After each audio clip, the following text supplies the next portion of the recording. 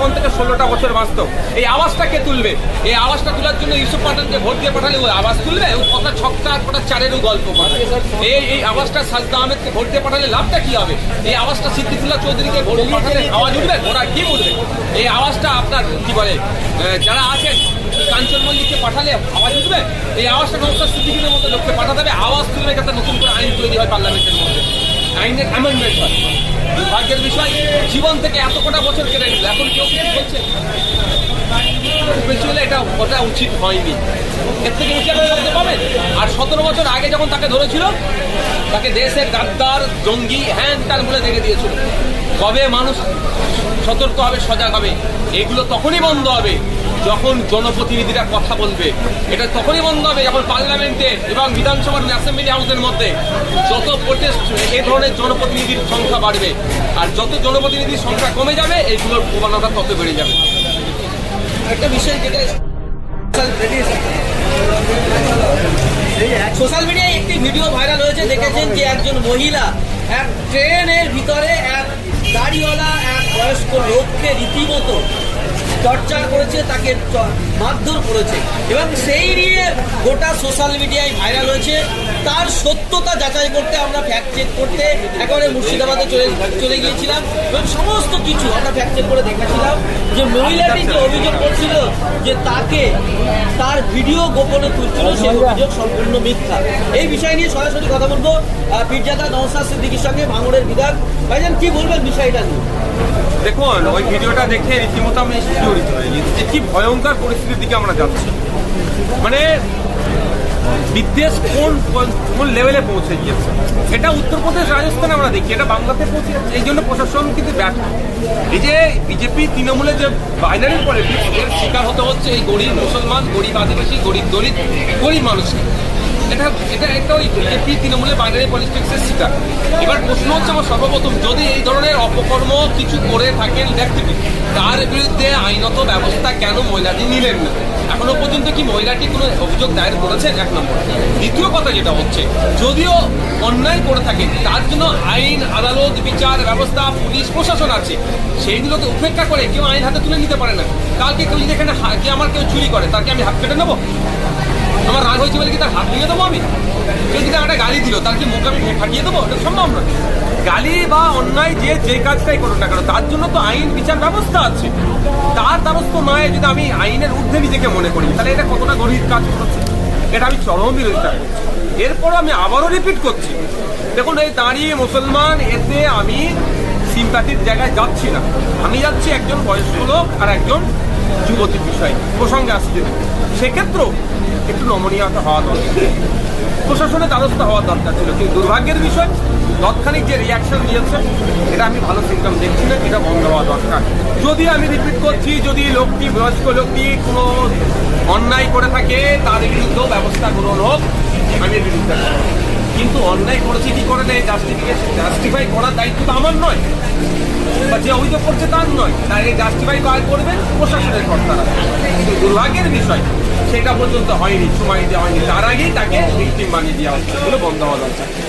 এবং এরপর আমরা যেটা দেখলাম যে সোশ্যাল মিডিয়ায় এই ঘটনার ভিডিও, এবং আমরা ফ্যাক্ট করে তার বাড়িতে যাওয়া হলো, ফ্যাক্ট করা হলো।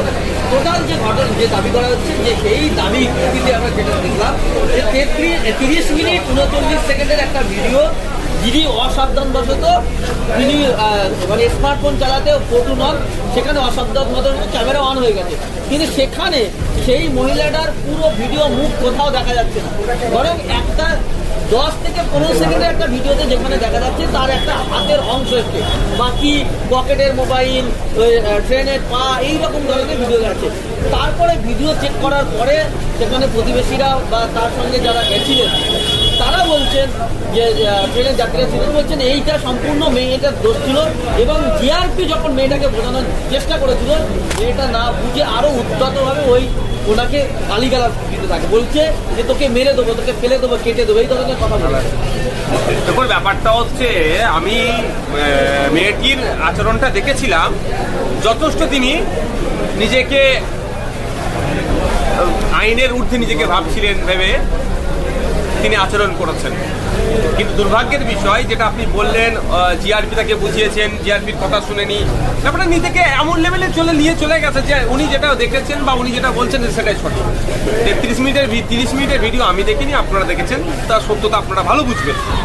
আমি বাবা একটুকু বুঝতে জানি, এটুকু আমি বুঝি যে দুধকে দুধ পানিকে পানি হবে। ওই ব্যক্তির মোবাইলকে, ওই বয়স্ক ব্যক্তির মোবাইলকে সিজ করা হোক, তদন্ত করা হোক, দরকার লাগলে ফরেন্সিক ল্যাবে পাঠানো হোক, ওই মোবাইলের ওই ভিডিওকে নিয়ে এটা হোক, সত্যতা পাওয়া যাবে, এক নম্বর। দ্বিতীয় কথা হচ্ছে, দেখুন ভিডিওর মধ্যে অনেক সত্য জিনিস পাওয়া যাবে। কখন ভিডিও অন হয়েছে, কখন অফ হয়েছে, 30 মিনিট বলছে কি বলছে না, তা আমি জানি না, ফিল্ডে নেই। কিন্তু আমি একটা কথা বলছি আপনাকে, এটা হচ্ছে ইসলামোফোবিয়ার শিকার হয়েছে ওই ব্যক্তি। এটা আমি অন ক্যামেরা বলছি, কারণ আমি দেখছি তো যেভাবে মোদী সরকার কেন্দ্রে আসার পরে মুসলমানদের উপরে আক্রমণ নেমে আসছে, দলিতদের উপরে আক্রমণ নেমে আসছে, আদিবাসী সমাজের উপরে আক্রমণ নেমে আসছে, জাতপাতের লড়াই শুরু করে দিয়েছে। এটা শিকার হচ্ছে এই একজন গরিব মানুষ। বিষয় যেটা সামনে এসছে সেটা হচ্ছে বিরোধী দলনেতা শুভেন্দু অধিকারী এই ভিডিওটি সোশ্যাল মিডিয়ায় পোস্ট করে মেয়েটাকে বাবা দিয়েছে। বিষয়টা নিয়ে এই ধরনের আরো বড় আগামী দিনে আপনারা যদি কোনো কাজ করে খরচ করে দেবেন, হয়তো আমি এটা চাই না, যে প্রণাম করে আপনাকে ছড় মেরে দেবো, যে বলে আপনি আমার গায়ে হাত দিয়েছে, আপনি কি করবেন তখন বলবেন? এটা উৎসাহ দিচ্ছে উনি তো একজন ল মেকার, উনি তো সংবিধানের শপথ নিয়েছেন, উনি কিভাবে সংবিধান বহির্ভূত কাজ করাকে উৎসাহিত করেন। এটা বলতে পারতো যে যদি প্রতিবাদ মেটা করতো, প্রতিবাদের পরে যদি জিআরপি অ্যারেস্ট করতো, তখন বললে যে শাহবাজ ছিল যে না আমি এটার প্রতিবাদে জিআরপি ওনাকে অ্যারেস্ট করেছে, আমি কুর্নিশ জানাতাম মহিলাকে। কিন্তু আইন হাতে তুলে এটাকে উনি যদি কুর্নিশ জানায়, তাহলে আগামী দিনে তাহলে বিচার ব্যবস্থা, পুলিশ প্রশাসন, আদালত রেখে লাভ কি? তাহলে ওনার ভাষাতে সব তুলে দেওয়া দরকার, যে যাদের দায়িত্ব নিয়ে নেবে। কিন্তু সেটা তো নয়। এই সমাজে আমরা আমাদের ট্যাক্সের টাকা দিয়ে পুলিশ রেখেছি, আবার আমাদের ট্যাক্সের টাকা দিয়ে জিআরপি কে রেখেছি, আমাদের ট্যাক্সের টাকা থেকে আরপিএফ কে রেখেছি, কোর্ট আদালত যা মাইনে হচ্ছে সব আমাদের ট্যাক্সের টাকায়। কেন? যে এই সমাজে যারা বিশৃঙ্খলিত হবে, অন্যায় যারা করবে, তাদের বিরুদ্ধে যথাযথভাবে ব্যবস্থা গ্রহণ করার জন্য, যে আমরা আইন হাতে না তুলে নেওয়ার জন্য। তাহলে এইগুলো রাখার মানে কি? একটা বিষয় সামনে এসছে, ঝাড়খণ্ডের মৌলানা মনসুরকে 10 বছর আগে জঙ্গি সন্দেহে গ্রেপ্তার করা হয়েছিল, যে আল কায়দা জঙ্গির সঙ্গে যুক্ত। দেখা গেল 10 বছর পরে তিনি বিনা দোষে, মানে কোনো অপরাধ না পাওয়ার পরে তাকে বেকসুর খালাই দিয়েছে কোর্ট। বিষয়টা নিয়ে কি বলবেন? 10টা বছর তার জীবন থেকে শেষ হয়ে গেল, এটা নতুন না।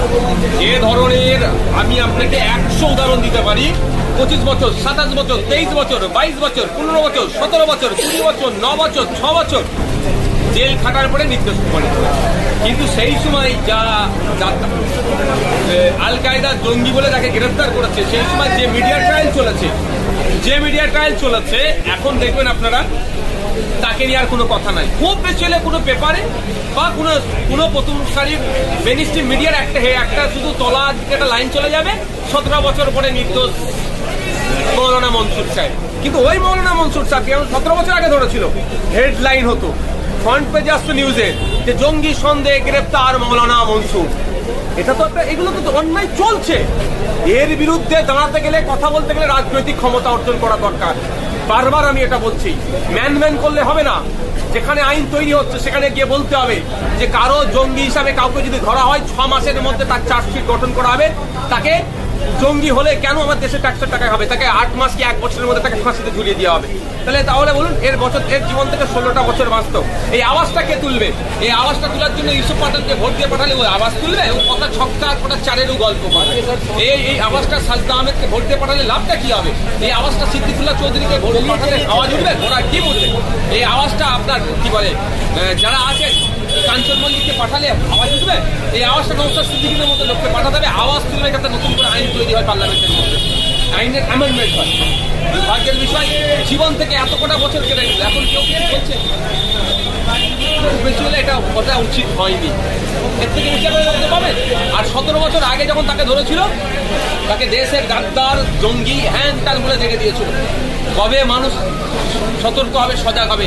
এগুলো তখনই বন্ধ হবে যখন জনপ্রতিনিধিরা কথা বলবে। এটা তখনই বন্ধ হবে যখন পার্লামেন্টে এবং বিধানসভার অ্যাসেম্বলি হাউসের মধ্যে যত প্রোটেস্ট, এই ধরনের জনপ্রতিনিধির সংখ্যা বাড়বে। আর যত জনপ্রতিনিধির সংখ্যা কমে যাবে, এইগুলোর প্রবণতা তত বেড়ে যাবে। একটা বিষয় যেটা